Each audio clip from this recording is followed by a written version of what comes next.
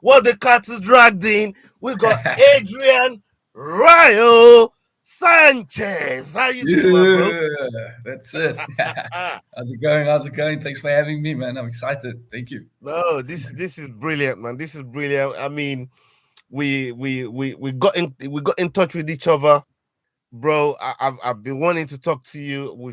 We've had an eye on you for quite some time, and it's good that you had a look at our channel as well and see what we're doing, and you see, how connected we are with some of the people that especially with that shirt that you're wearing there, Sir Mikey, and it's just what I mean, PFASA.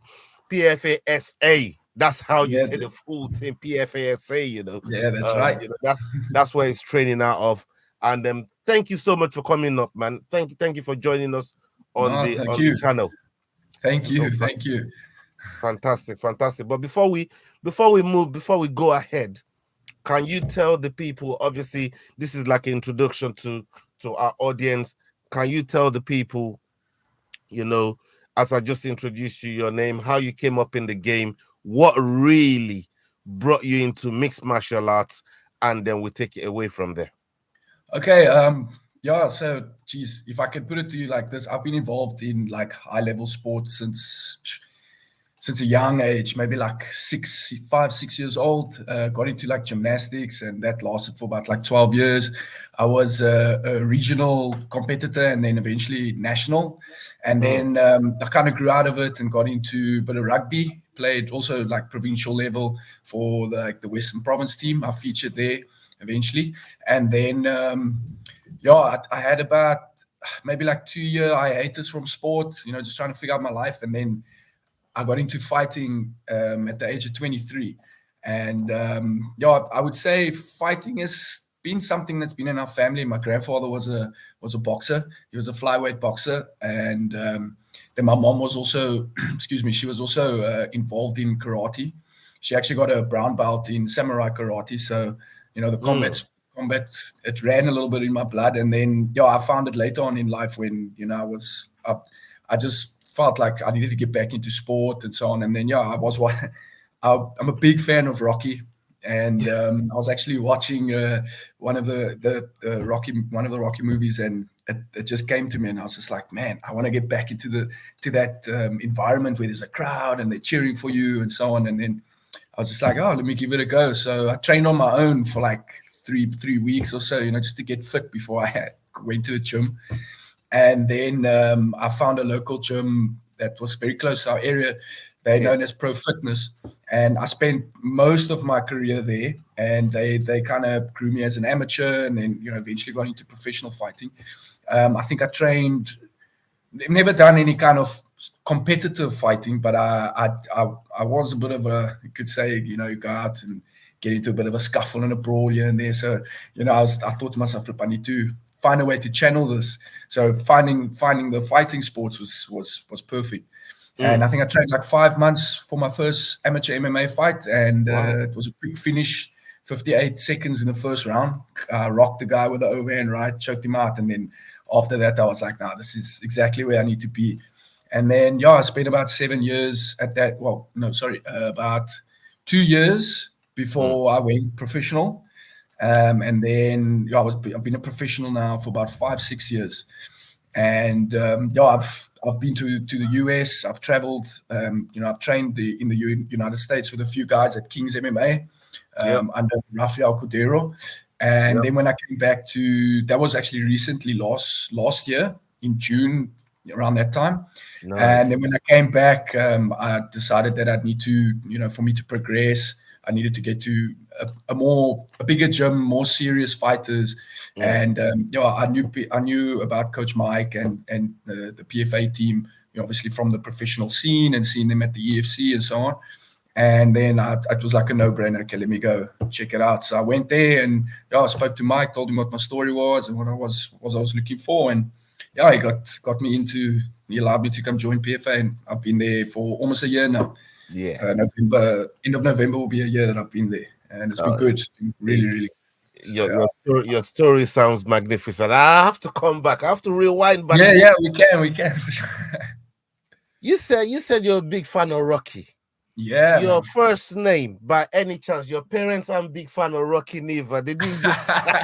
That's actually. You know where I was going with Adrian, this now, yeah. I tell you what, I've met so many people that crack that Rocky joke. Adrian, I've heard that one, and it's actually funny. One of my previous opponents was Rocky Ilunga, and All Cyrus Fees, who's the commentator for the EFC. He actually made the connection, and he's like, "Hey, we've got Rocky and Adrian having a fight in the ring."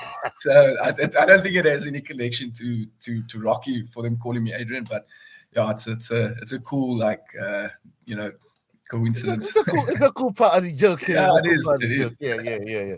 I like it, anyways. I thought as you were saying it, I thought, oh my God, let me see if this has any correlation to do with one another. Yeah. Oh, well, I mean, it does now. Now that I'm in the fighting and I got the inspiration from Rocky, so definitely, yeah, it does have a connection. 100%.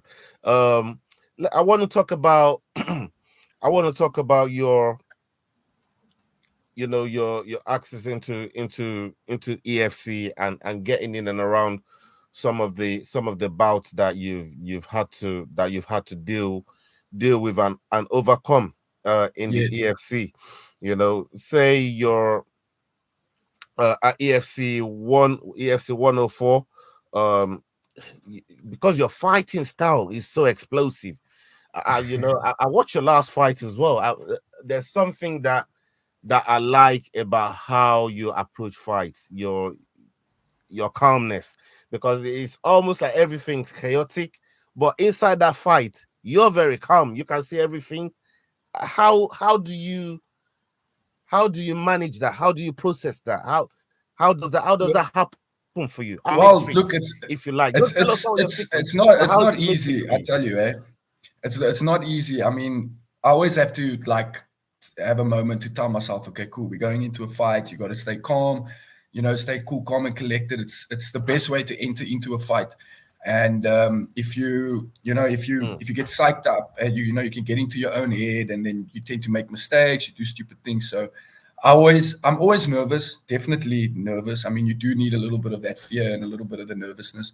But as soon as I step into the cage, I tell myself, this is my territory. This guy's in here with me. And just stay calm and try and remember your training and then get it done. Just get it done. And that's the best approach that I can do. Keep it plain and simple. Don't try and overthink things, and just embrace the moment and take control. EFC 107. Let's go back to EFC 107. Your most recent 104. Your most recent outing. 104. Oh, sorry, EFC 104. You finished. You got through that fight, and you scored yourself a second round KO. Second round KO, yes, I believe, in that fight. But before you end up finishing the fight, what moments? What are the things that's a telltale sign for you to say, all right, you know what? I smell blood in the water now. I've got to go for that kill. What are the telltale signs? Say for the viewers or people that's never been in a cage before, in a fight scenario like what you do for a living, but people that see that, what is your telltale sign? What do you see to say, you know what, this boy is ready to get finished now? Well, for me, I wouldn't necessarily say, I try and check my opponent out and stuff. Obviously, you do read him to see if he's tired, if he's hurt, or, maybe he's backing off a little bit here and there. But for me, and I've experienced this in previous fights as well, where you get nervous, man. So it's like you hold back, you're very cautious. You don't want to overstep your line or something, and then you make a mistake and get caught, which is what happened in the fight with 104. He caught me with a sneaky overhand, which I didn't expect. And, but there is a moment where I tell myself, I'm like, right, we're in a fight right now. And if you don't do something about this guy's going to take you out. So you need to make the decision. Are you going to allow this guy to take you out and win the fight, or you're going to stand your ground now and show him who you are? So yeah, and also having a coach in your corner like Mike, he definitely switches it on. I remember going into the corner and he grabbed me and he was like, "Adrian, are you here? Are you with me?" And I was like, "Okay, I got to snap out of this. Let's go, switch on now. It's time to finish this." And yeah, I could see he was. I could see that he was trying his best. He landed good shots on me. I mean, he even had the guillotine in at one stage. And I think when he realized, like, damn, I've thrown everything at this guy. I've rocked him. I've tried to choke him, and it's not working. Like, what can I do? And then you just capitalize on that, and you're like, all right, it's my turn now. So let me show you what I've got.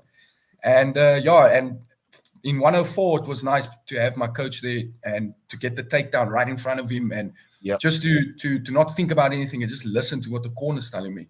And that helped me a lot to get the finish. But you gotta make a decision. Are you there to be the prey, or are you there to actually take this guy out and and be in charge of the fight and get the finish?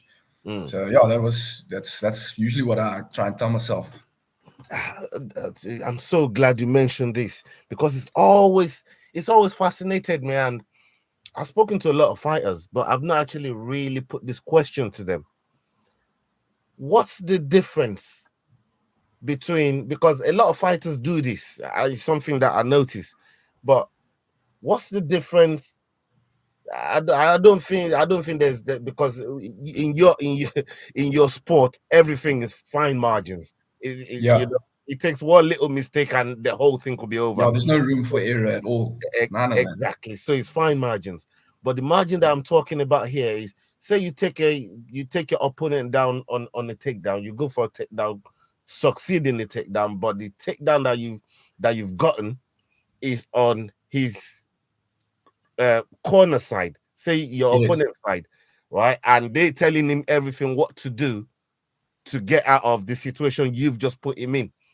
Yeah. Versus you taking him down, but you're where your in corner, my corner, your corner, and they're giving you instructions. Like, what are the fine margins? I'm sure you've probably been in both situations where you've been in a situation where where you're where the opponent's corner is versus your corner. What are those fine margins with the instructions that's coming from the corner?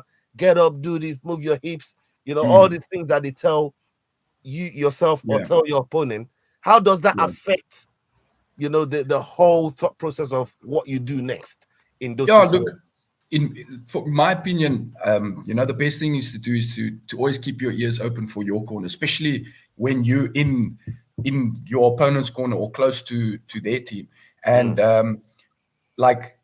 hearing your coach's voice is definitely a familiar sound, whether you're far away or near. I mean, you hear it during training. You hear it when he's on the side of the mat. You hear it constantly, so it's a familiar sound. But let's say you're in the corner and it's loud and you can't really hear what your coach is throwing at you. You got to just stay calm and remember your training. And sometimes it can work to your advantage, because the corner could be saying, "Oh, do this or put the leg there, move there," and you can stop that from happening if you're clever enough. But then again, you got to also be clever. They might be setting you up for something, so it's always best to just go back to your basics, remember what you trained, and allow your instinct to take over. Because if you start to think too much, then you start to make mistakes, or you're like, "Oh, maybe I should do this," or you want to commit to it and rather just let your instinct take over. But obviously, if you're in your own corner and your coach is right there, all you got to do is listen.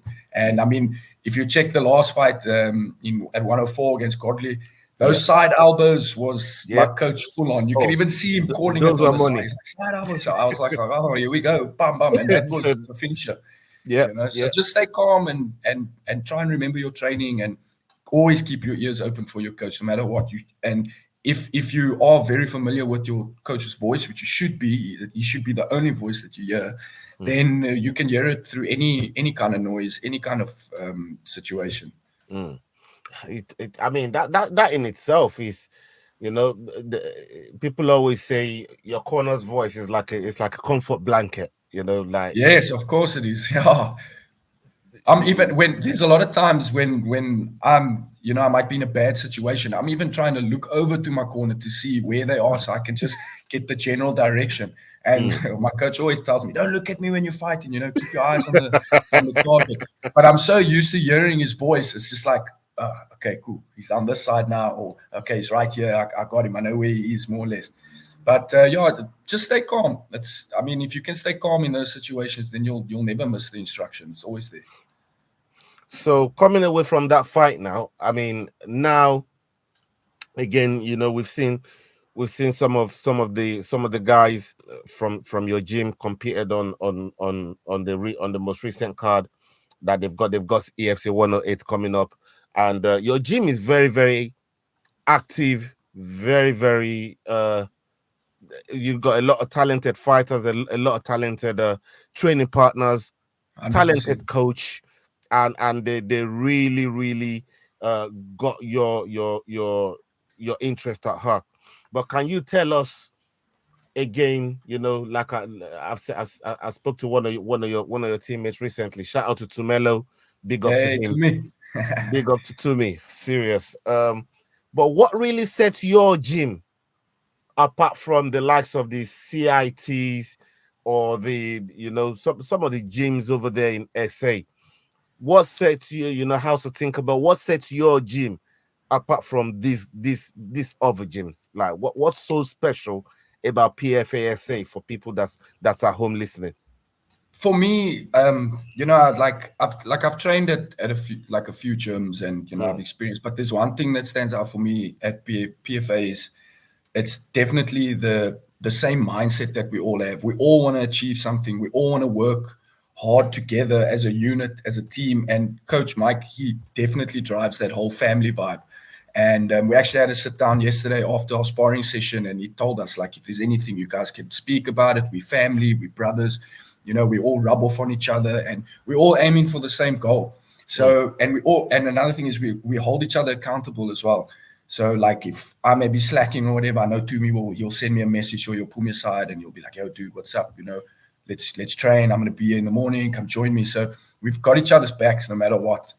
And, Coach Mike, he's on another level when it comes to like mindset and so on. And his goal at the moment is to be one of the most feared gyms in South Africa. Like, he wants opponents to basically like shit their pants when they know they're going to be fighting against PFA. So he definitely drives that sense of like violence and like, controlled, though, we're gentlemen off the mat, but when we get onto the mat, it's violence. We beat the shit out of each other, but we're brothers at the end.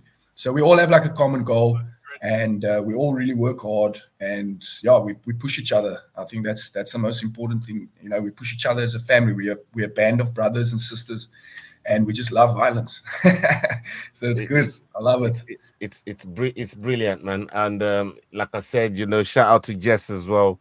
Who's the co-owner of the of the gym. She works really, really hard, and she's got a love for the games, also jiu-jitsu as well. So she's got some big things coming as well. So watch out for yes.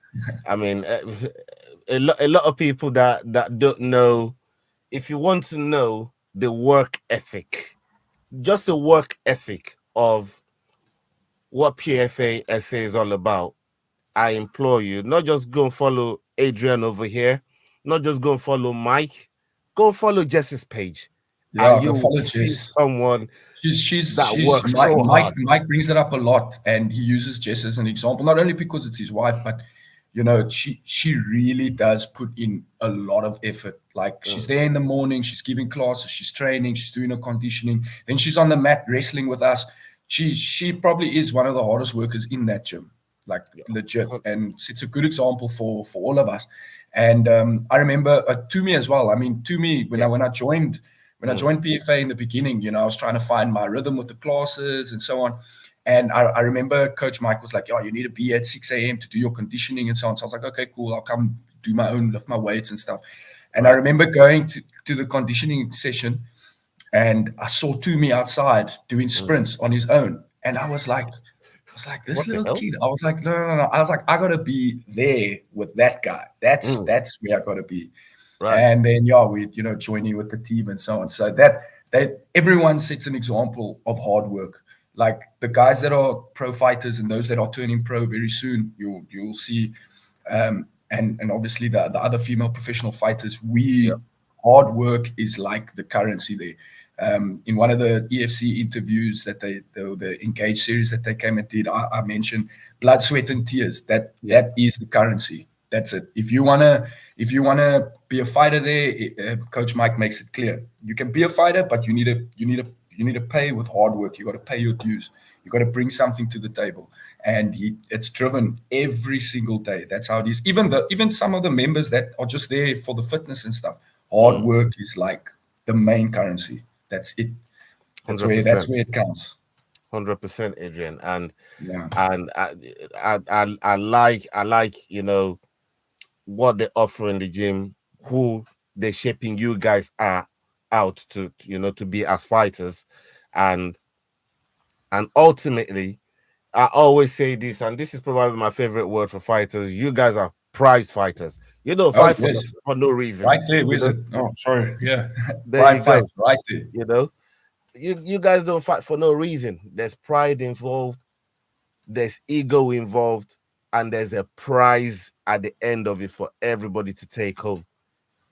What is the trajectory and the pathway to gold for Adrian Rayo Sanchez? Please tell the people what's the pathway now to gold. Coach Mike, we have our one-on-one chats and so on, and he's got a big stable of fighters. I think out of the professional MMA guys alone at the moment, including the female fighters, of course, there's about 4 or 5 professionals. Yeah, 5 professionals, and we'll probably have another 3 by the end of this year or early next year. We've got Ryan that's going to be joining soon. So he's got a large stable, and then he's got these professional boxers and so on. So there's a lot of fighters. But for me personally, what Coach Mike wanted to do was obviously, like, my relationship with my previous gym didn't end up, it kind of deteriorated and so on. And that's why I decided I needed to go to a better environment and so on. So Coach Mike just wanted me to get the monkey off my back with this last fight, which was good, especially coming off a loss against Mark Ewan, who's now, he just made his debut in Bellator. So just to get back on my rhythm and so on, we had this fight, and Coach Mike's, he wants that belt, and he told me that that's the plan, and that's the main reason why I got into MMA. I want to be a champion. Exactly. I'm used to it, and that's my goal in any kind of sport that I do. So my goal is to become champion. I believe I can become champion. I work very hard for it. And we're just waiting for the right opportunity. And I trust Coach Mike. He's not in a rush. Neither am I. And so we were going to fight in November, December. Yeah. But just with the way things are with the fight schedule with the other guys, he said it would be best for us to wait till March. So we're looking at March, early next year. And hopefully that could be a fight that would set me up for the belt. But I'm just going to continue training and so on. But eventually I would like to break into the international scene. And we'll see where that takes us. You never know. Get the opportunity for UFC, Bellator, one of those. It's the dream. So that would be beautiful. That would be beautiful, Adrian. I mean, God's good. If we work hard and he sees that, he makes a way for us. So I believe in that. I believe in my team. I believe in my abilities and my coach. So it's possible. Definitely 100% possible. You hit the nail on the head there. Whilst everything is possible, you have to make the move to try and grab what's out there. You got to take the opportunity with both hands and run. Just run 100%. As far as you can. I mean, 100%. That's another thing. Just to mention this. It's one of the reasons why I ended up going to the States. It was just after COVID, and a whole bunch of things happened, and I was just like, you know what, you only live once. So if the opportunity is not going to come to me, I'm going to go and fetch it.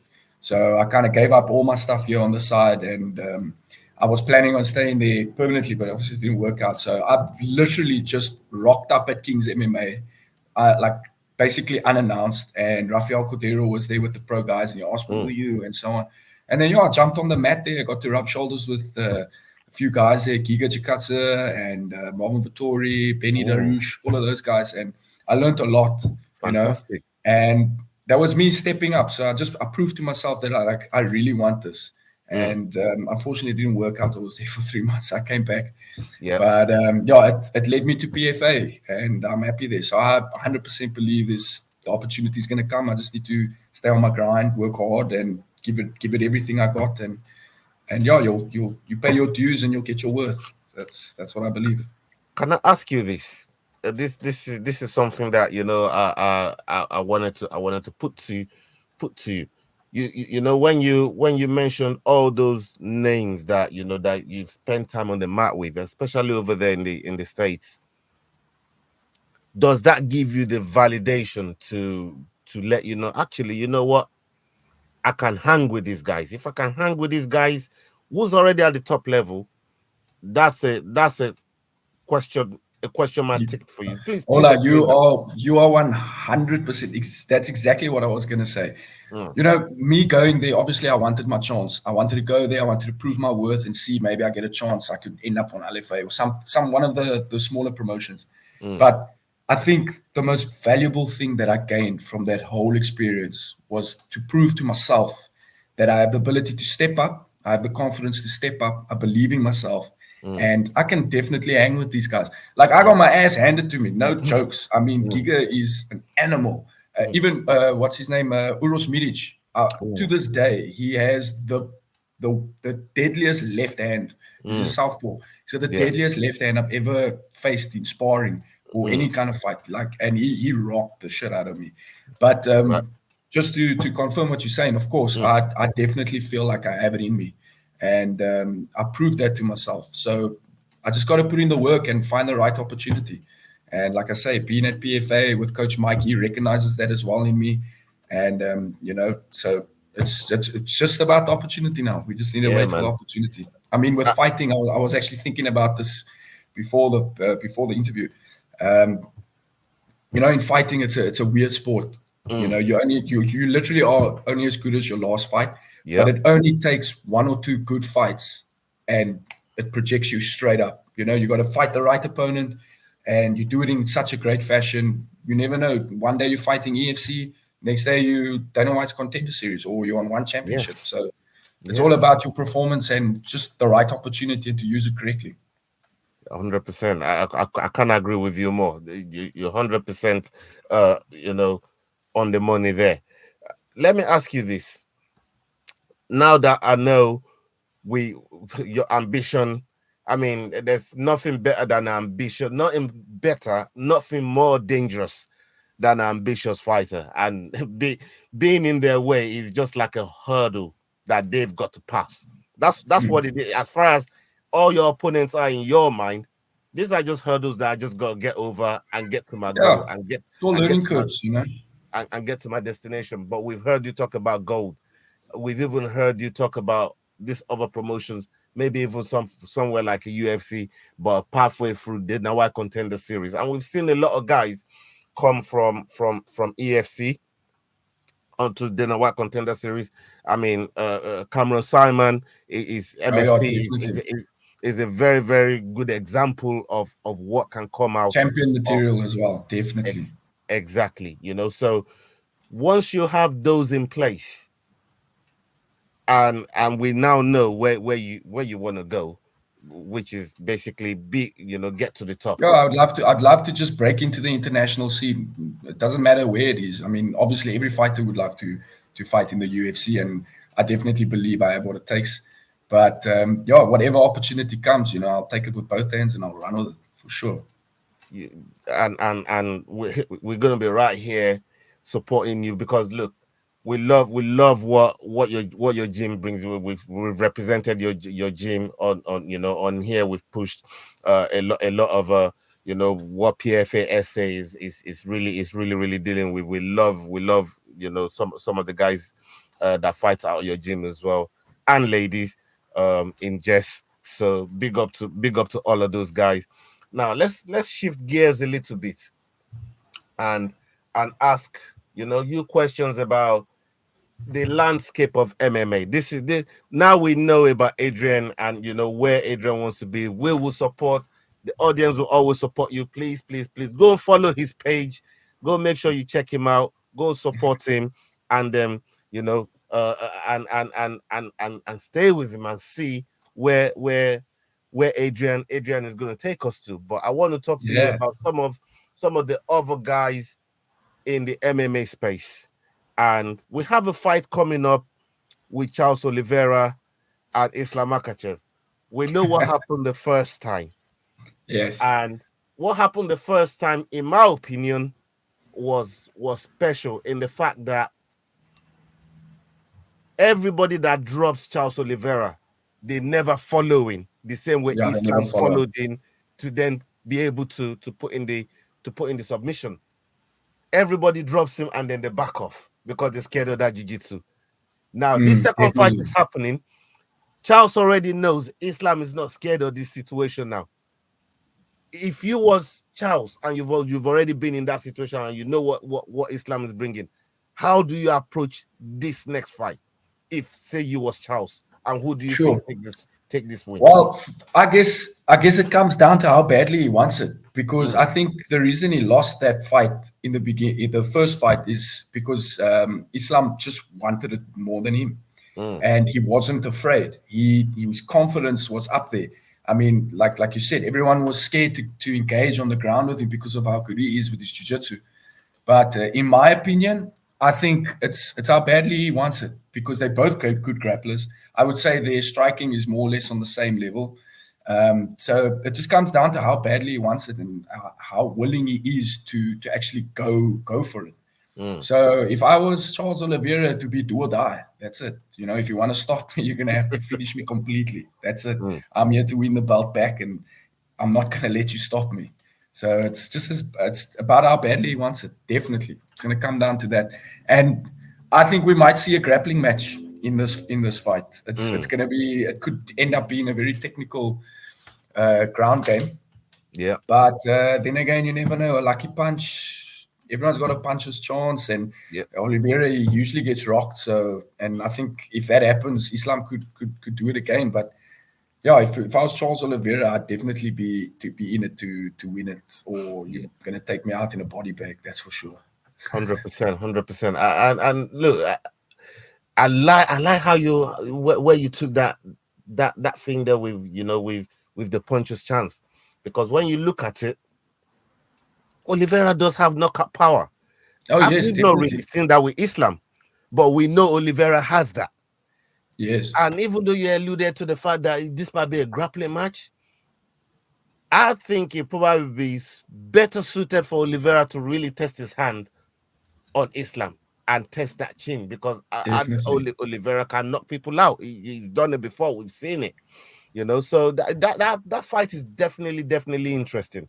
The next one that's on the docket is Jiří Procházka and Alex Pereira. This is a big one. This is a big guys, and these guys, there's a level of revenge there for Pereira on Pereira's side because of Jiří finishing Glover. Yes. Right, but they now fight for the gold. And both of their styles, we know Pereira is more of a kickboxing, sort of style. But with Jiří Procházka, I don't even think Jiří knows what his own style is. That guy is crazy. You know what I mean? Yeah, no, that guy is crazy. I agree.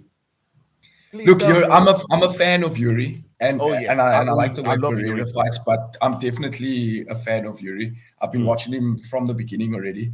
With that bloody spinning back elbow that he did on Reyes, and that I was like, wow, bow down to this guy. But I think, in my opinion, my heart says Jiří, but I think Alex Pereira has enough to beat him. I can see Alex trying to, moving forward, standing his ground the same way he did to Adesanya, walking him down, and Adesanya playing from the outside. So I see that happening with Jiří as well. But Jiří's crafty, and he's very committed to perfecting his techniques and so on. So he'll be very sharp, and I think he'll probably land a bit more than Pereira. So he does have a chance there. But Pereira's animal. That guy he's got sledgehammers for hands. So I mean, he just needs to light you up once or twice, and you can fall into your grave. It's over. I think Pereira has a good chance. He's got a good chance, definitely. It's a strange one. Hopefully, down the line, we're gonna get you over on our channel, because we do watch alongs for this sort of events, and we would like to to get your thoughts I'd love to and do pick that. your I love it. brains. I get very excited. Like I told you, I get very excited for fights.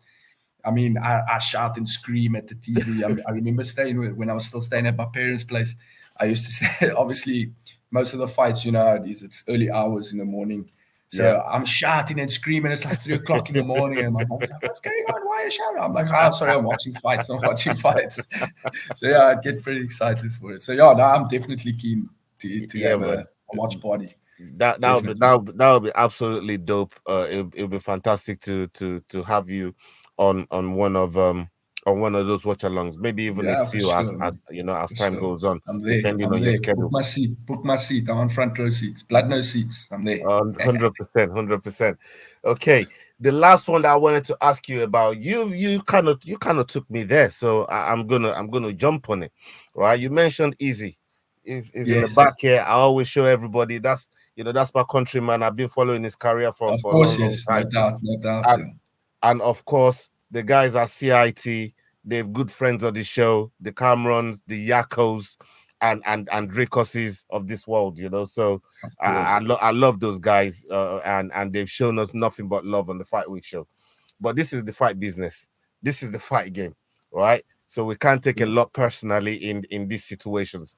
But we know what Dricus is all about, what Dricus is brought to the table, and how he's risen through the rankings at 185 in the UFC. Now he's taking out Robert Whittaker when nobody, not many people, I won't And say in the nobody, fashion but that he not did many it as people. well is crazy. It's crazy. Nobody gave him a shot. Nobody thought he could do it. Only a few select people, and maybe the country of SA was behind him when he went into that situation there. We've seen everything that's happened, that's transpired, some unsavory stuff that transpired between Easy and Dricus, and it's been well documented how well Dricus has handled himself in that situation as well, which is something we've spoken to him through all that situation there as well. Okay, now Easy has gone into this situation where he's now lost to Sean Strickland, and a lot of people are crying and saying Easy needs that immediate rematch. I say no. I say Dricus should be number one contender. Now, looking at that landscape now, it's almost like a triangle. Dricus, Easy, and Sean Strickland. Nobody even has Sean Strickland in the picture in the Not first a place. chance. That's a spanner in the works for sure. And I'm actually happy that he's champion. I mean, I'll get there. But he's here. Strickland is here. And Strickland is the champ. Now, in your opinion, break down this whole drama, this whole triangle, and what's supposed to be happening, who's supposed to be where, and what do you think will be the outcome of all of, who will come prevail in all of this situation here from your perspective? Okay, so obviously, like you mentioned, everyone expected Easy to finish Strickland. I even thought so myself. I like Strickland. I like that he's unorthodox and he's very unexpected and so on. But I honestly thought it would have been a finish. I said second, third round stoppage by Adesanya. But of course, anything can happen in the fight game, and here we have Strickland as the champ. So I'm definitely on board with you. I think Easy shouldn't get the rematch yet. I think we should allow Dricus to be the number one contender and get his shot against Strickland. I think that's going to be a very, very good fight as well, entertaining. I like that fight. And I can see Strickland trash talking through the whole fight, and Dricus bringing his South African flair into the fight. So, I mean, he's a hard guy. I sparred with him. He came and visited our club. I've sparred with him. I've wrestled with him a bit. He's tough and he's damn strong. So Strickland's going to have a tough time with him in the cage. But I definitely want that fight to happen, and I can see Dricus winning the fight. Maybe perhaps even going the distance. And I definitely see him winning.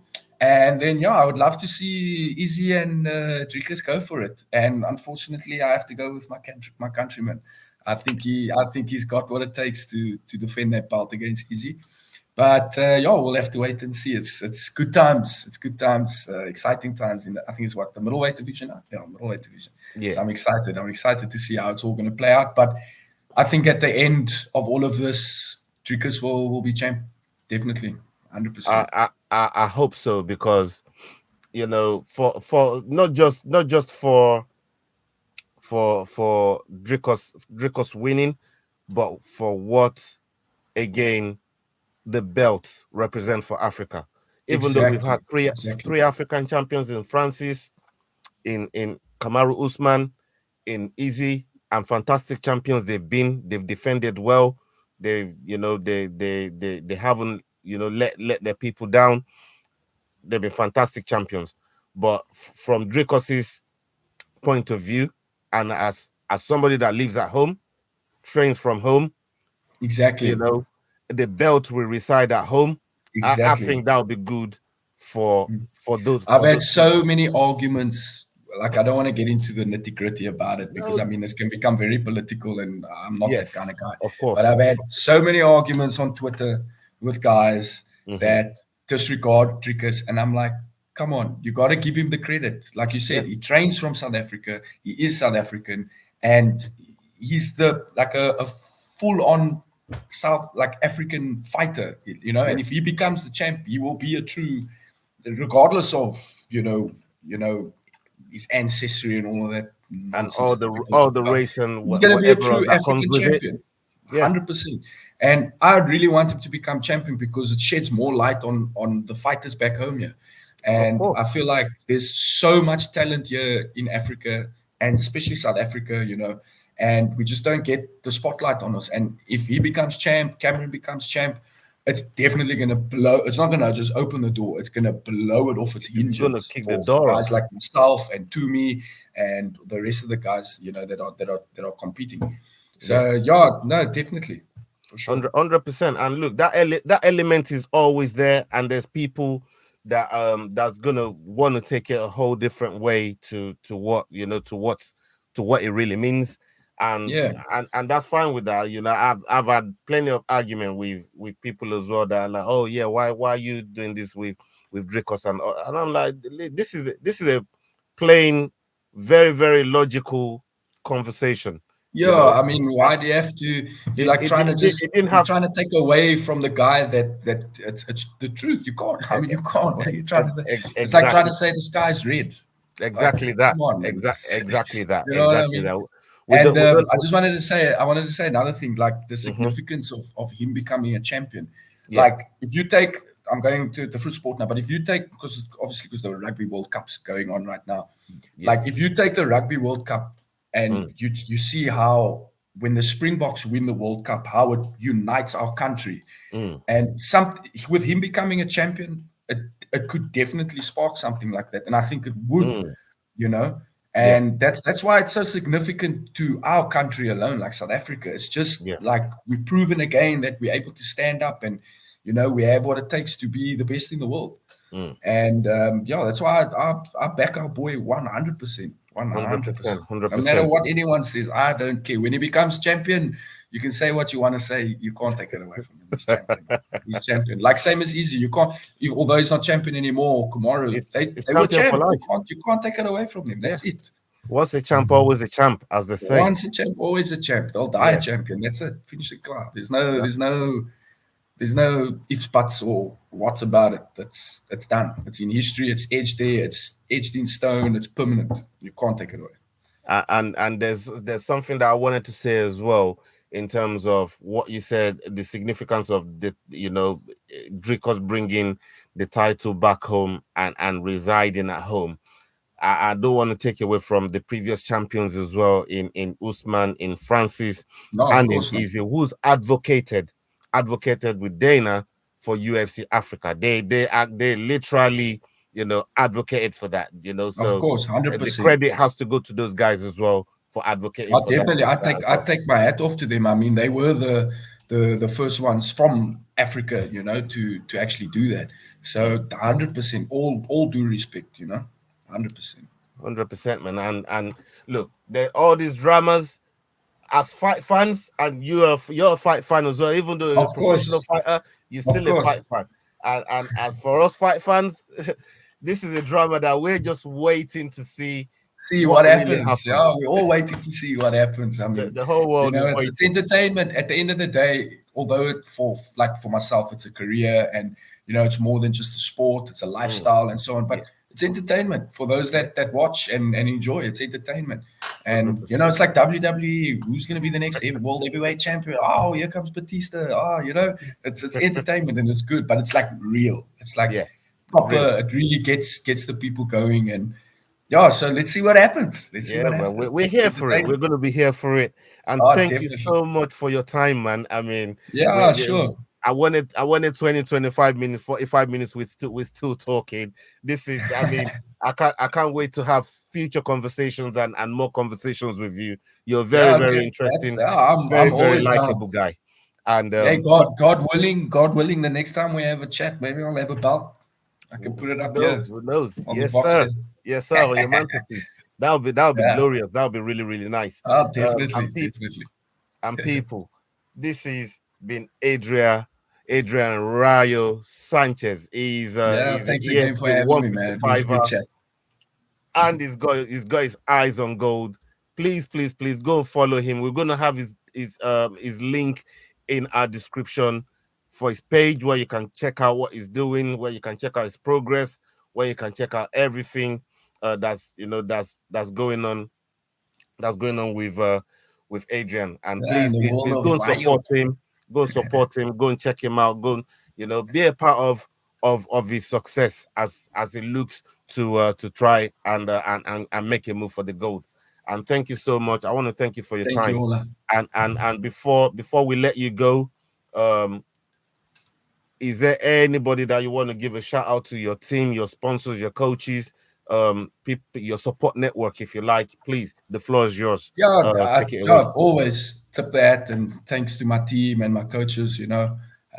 Mike's really helped me out. He's got me back onto my feet with my fighting career, and I'll always be grateful for that deeply. And I'm happy to be surrounded by the same like-minded people who push me every day. So shout out to my team. Shout out to my sponsor, Ligam, one of our sponsors. Yes. Shout out to Jared, who's the owner. And obviously to the EFC for the opportunity to fight. And I just want to send a little I love you to my girlfriend, May. She's one of my biggest supporters as well. And then obviously to my mom, my dad, and my brother who's overseas. And thanks. Thank you for everything. And thanks for having me. It's been good. Yeah, man. Fantastic. Yeah, man. We look forward to the next time. And we've come to the end of the show, people. This has been Adrian Rayo Sanchez. He's a fantastic person, fantastic fighter, as you can see. And he's going to be sharing his knowledge with us on this channel a lot. So get used to seeing Adrian on here. He's going to be around here a lot. So this is the first of many, hopefully. Man. And thank you for being with us this afternoon, man. I really appreciate your time. Thank you. And up onto the next video, people. Hasta la vista. We're out. Salute. Adios.